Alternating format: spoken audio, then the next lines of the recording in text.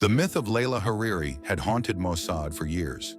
A bioweapons scientist trained in Moscow, recruited by Bashar al-Assad's regime, and rumored dead after an Israeli airstrike near Aleppo in 2018. Mossad archived her file, presuming the ashes found in the lab were hers. They were wrong. Dagan had seen her with his own eyes in Beirut, alive, calm, lethal. She had looked directly at him as if they had history, and maybe they did. Now the hunt was personal, and it led him back to the oldest trap in the Middle East, Damascus, the setup. While the Syrian capital limped through wartime stagnation, its elite lived in gated shadows. Quds Force advisors, Hezbollah commanders, and exiled Palestinian warlords lived like kings behind Russian checkpoints.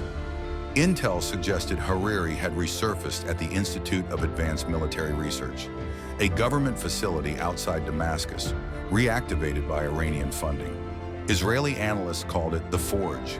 It wasn't just a lab, it was a recruitment and enhancement center for biocoded warriors. Hariri wasn't just storing DNA, she was modifying it. The infiltration.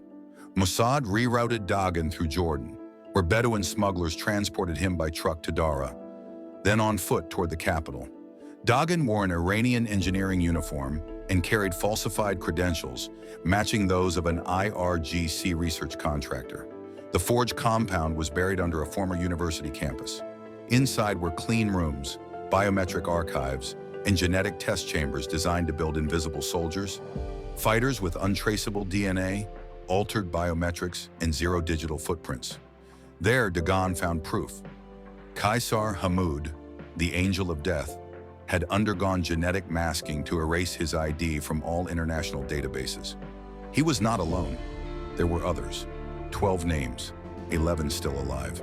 The fire.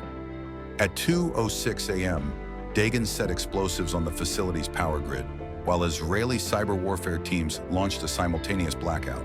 He had 6 minutes. He found Hariri in the deep lab, running live tests on a Syrian child, a refugee being coded into a future soldier. When she saw him, she didn't reach for a gun. She smiled.